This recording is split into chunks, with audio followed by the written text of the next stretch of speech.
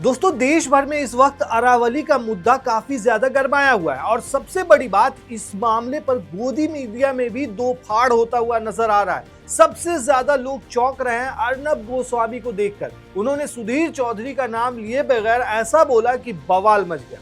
असल में हाल फिलहाल में अरावली को लेकर और वायु प्रदूषण को लेकर अर्नब गोस्वामी ने मोदी सरकार की जमकर धज्जियां उड़ाई। मोदी सरकार के मंत्री भूपेंद्र यादव की तो उन्होंने बैंड ही बजा दी, क्लास लगा दी, साथ ही सुधीर चौधरी को भी लपेट लिया। वो देखा है ना, मुझे क्यों तोड़ा, बस यही हुआ है सुधीर चौधरी के साथ। उन्होंने कहा कि जो लोग 15 करोड़ लेकर बैठे हैं वे अरावली जैसे मुद्दे पर कुछ नहीं बोलेंगे। वहीं सुधीर ने भी इसका जवाब दिया है। वहीं रजत शर्मा तो दिल्ली पॉल्यूशन पर अजब ही बयान दे रहे हैं। उन्होंने कहा कि दिल्ली की आकृति एक कटोरे की तरह है जो तीन तरफ से अरावली की पहाड़ों से घिरी हुई, इसीलिए प्रदूषित हवा दिल्ली से बाहर नहीं जा पा रही है। वहीं सुधीर चौधरी ने भी अर्नब गोस्वामी के पलटी मारने को लेकर एक कटाक्ष किया, जिसे लेकर पब्लिक चटकारे ले रही है। लोग कह रहे हैं कि शायद सुधीर चौधरी को इस बात का दर्द हो गया है। अर्नब गोस्वामी ने सरकार को घेरते हुए सुधीर चौधरी के सैलरी पैकेज का जिक्र कर दिया। चलो आपको दोस्तों पूरी कहानी बताते हैं और सबसे बड़ा मुद्दा जो अरावली का है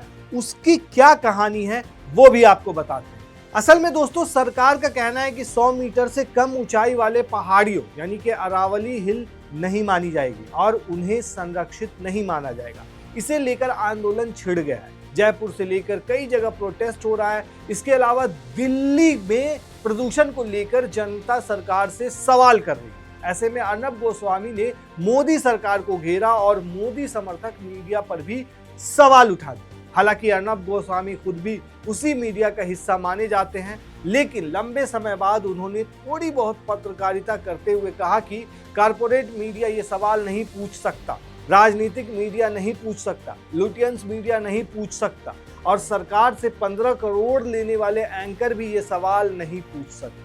अब दोस्तों, सुधीर चौधरी का असली सैलरी पैकेज क्या है ये तो वही बता सकते हैं, लेकिन जनता को लगता है कि रकम करोड़ों में तो जरूर होगी। अर्नब गोस्वामी का कहना है कि 90% पहाड़ों की सुरक्षा हटने से किसे फायदा होगा? न किसानों को, न धूल में घुटते शहरों को, न भूजल को, फायदा होगा खनन कंपनियों को। उन्हें सबसे बड़ी मंजूरी मिल गई है।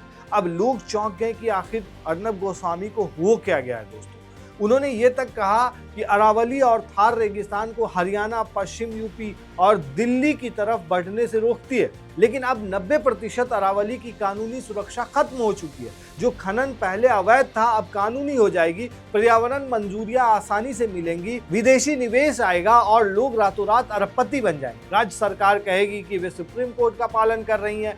यही सरकार का नया खेल है। उन्होंने ये भी कहा कि दुनिया में कहीं भी ऐसा नहीं हुआ है कि पहाड़ तोड़ने की खुली छूट दे दी जाए। सरकार को दखल देना होगा और ये नहीं सोचना चाहिए कि देश की मीडिया अपना काम करेगी। अर्नब गोस्वामी के इस तंज के बाद सुधीर चौधरी ने सरकार का सुरक्षा कवच बनने का काम किया, ऐसा माना जा रहा है। अरावली और वायु प्रदूषण जैसे मुद्दे पर उन्होंने ऐसी बातें कही जिस पर सवाल उठने लगे। वायु प्रदूषण पर सुधीर चौधरी ने यह तक कह दिया कि चीन में लोकतंत्र नहीं है, इसलिए वहां फैसले जल्दी लागू हो जाते हैं, जबकि भारत में लोकतंत्र, विपक्ष, संसद और मीडिया होने की वजह से फैसले लागू नहीं हो पाते। इस बयान के बाद लोग हैरान रह गए और सवाल उठाने लगी कि क्या प्रदूषण के लिए लोकतंत्र को जिम्मेदार ठहराया जा सकता है? ये अपने आप में हास्यास्पद है दोस्तों। वहीं जब अर्नब गोस्वामी ने सुधीर चौधरी पर सवाल उठाया तो सुधीर चौधरी को शायद चुभ गई वो बात, और उन्होंने मीडिया में आकर क्या लिखा वो देखिए आप। उनका जो ये जो ट्वीट है, उन्होंने ऑड इवेंट चलने वाली जैसी टिप्पणी कर दी मीडिया में। आखिर में सवाल दोस्तों ये बचता है कि क्या आज के बड़े बड़े टीवी एंकर किसी पार्टी के प्रवक्ता बन चुके हैं? दोस्तों, आज की ये बात सिर्फ दो बड़े एंकरों की आपस की तकरार तक सीमित नहीं है, बल्कि ये उस मीडिया की असलियत दिखाती है जो खुद को लोकतंत्र का चौथा स्तंभ कहता है, लेकिन सत्ता से सवाल पूछने में हिचकिचाता है। सोशल मीडिया पर इन दिनों अर्नब बनाम सुधीर की चर्चा हो रही है, मगर असली लड़ाई एंकरों की नहीं बल्कि सच और चुप्पी के बीच है दोस्तों। ये बहुत गहराई वाली बात है। सबसे पहले अरावली पहाड़ों को भी समझने की जरूरत है दोस्तों। अरावली सिर्फ पत्थरों का ढेर नहीं है, ये दिल्ली, हरियाणा और राजस्थान को रेगिस्तान बनने से बचाता है। ये बारिश को रोकता है, भूजल को संभालते हैं और हवा को साफ रखने में बड़ी भूमिका निभाते हैं। लेकिन पिछले कई सालों से अरावली में खुलेआम खनन हो रहा है, पेड़ काटे जा रहे हैं और नियमों की धज्जियां उड़ाई जा रही हैं। ये मुद्दे सीधे पर्यावरण, पानी और आने वाली पीढ़ियों से जुड़े हुए हैं। फिर भी टीवी मीडिया इस पर ज्यादातर खामोश रहता है। इसी खामोशी के बीच अर्नब गोस्वामी का बयान सामने आता है, जो कि बड़ी बात है। लेकिन सुधीर चौधरी ने इस मामले पर क्या कहा वो तो आपने देखा ही। अब बात करते हैं रजत शर्मा की दोस्तों, जिन्होंने ऐसी बात कही है जो अपने आप में सोचने वाली बात है। एक बच्चे को आप बिठा करके पूछोगे तो वो भी कहेगा आप पहले सोचिए, यही सोचिए। चलिए ठीक है, उन्होंने जो कहा सही कहा। लेकिन एक वक्त था जब आम आदमी पार्टी के शुरुआती दिनों में रजत शर्मा सत्ता से तीखे सवाल पूछा करते और सिस्टम को चुनौती देते दिखते थे। लेकिन आज तस्वीर बदली हुई। अब उनके बयानों में सरकार से सवाल कम और विपक्ष पर तंज ज्यादा नजर आता है। अरावली जैसे गंभीर मुद्दे पर ऐसी बात कहना कि कटोरा है, पॉल्यूशन निकल नहीं पाता, मतलब कुछ भी। दोस्तों आप देखेंगे कि बेरोजगारी, महंगाई, पर्यावरण और पानी जैसे असली सवालों की जगह लोगों को आपस में लड़ाने वाले मुद्दे अब ज्यादा मीडिया में आने लगे, मेन स्ट्रीम मीडिया में खास करके। इससे ध्यान भटक जाता है और असली समस्याएं पीछे छूट जाती हैं। आप तीनों की तुलना में साफ शब्दों में करें तो देखें, अर्नब गोस्वामी कभी कभी सच के करीब पहुंचते हैं, लोगों का ये मानना है, लेकिन पूरा सच नहीं कहते। सुधीर चौधरी सरकार से सवाल पूछने के बजाय जनता को समझाने की भूमिका में ज्यादा दिखते हैं, ऐसा लोगों का मानना है।